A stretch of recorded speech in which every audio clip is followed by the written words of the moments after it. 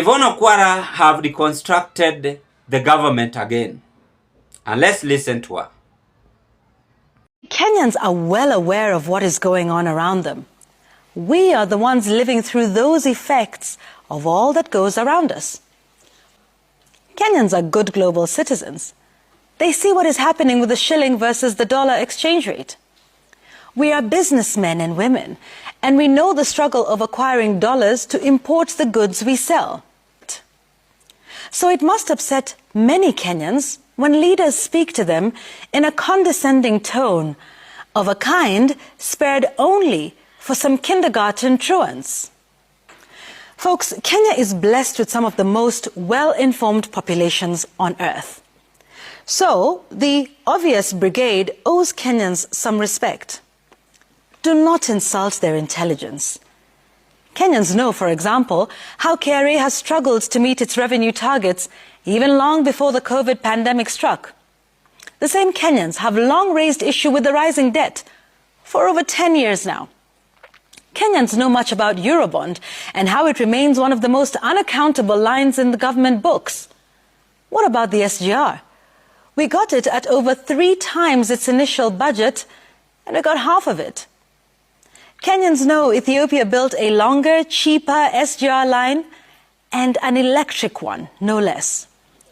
So spare Kenyans the insults of the so-called difficult truths. Kenyans know a lot. Kenyans are very well informed. Do not forget for a moment, wajinga waliisha Kenya. And there is only one truth to be faced today. Governments are elected not to eloquently explain problems, but to provide solutions. And of note to governments, problems don't care about geography. They can be local or global, or indeed both. Now get down to work and do what governments are supposed to do. That's my take. She have spoken about 4 things here.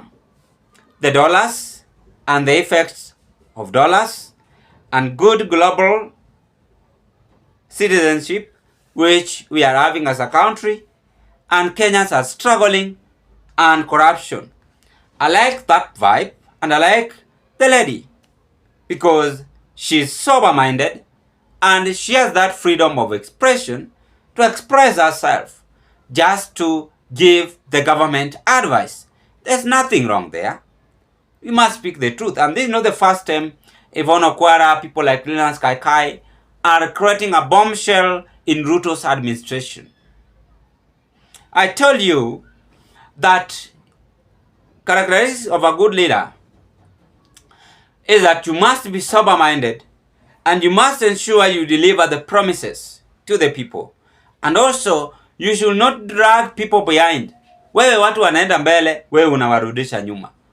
That is not characteristic of a good leader. I told you very well here.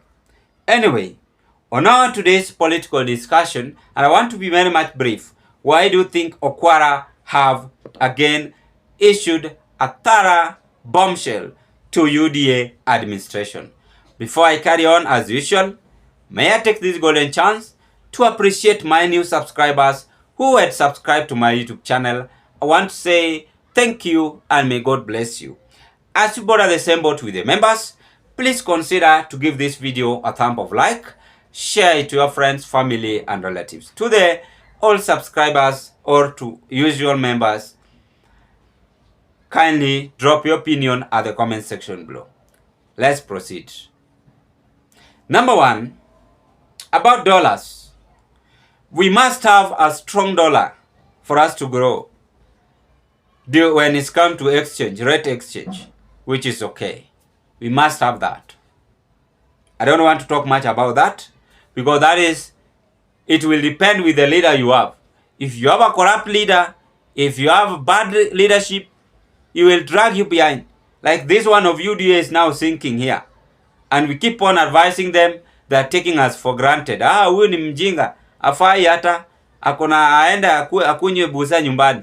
Sawa, ufaa ujue, leo uko kwa serikali, leo uko kwa uongozi, kesho utazeeka hapa, watoto wako watabaki bado wanatamak, ama wataendelea na hii maisha hii serikali. So hii serikali kama hatujaikosoa sahihi itatuant na bado itaendelea hata mimi kuniant nikiwa rais.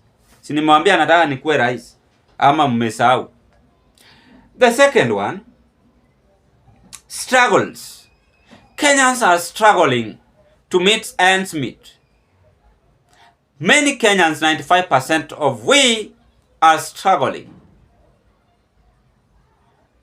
Not because we are lazy, no. It is because we have dream and vision which we want to make in this our life. But the leaders we are having in the government are the ones dragging us behind, which I talk about. Dragging us behind is now getting in between when we have corrupt leaders who are just having their own tendencies.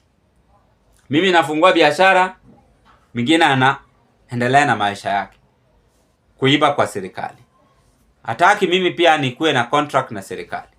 So that is what Yvonne Okwara is saying. This is just a coded message from Okwara to UDA government that nchi yetu iko sawa. Tukiacha hizi mambo ndogo ndogo madoido majigambo tuko nayo, tunaweza endelea.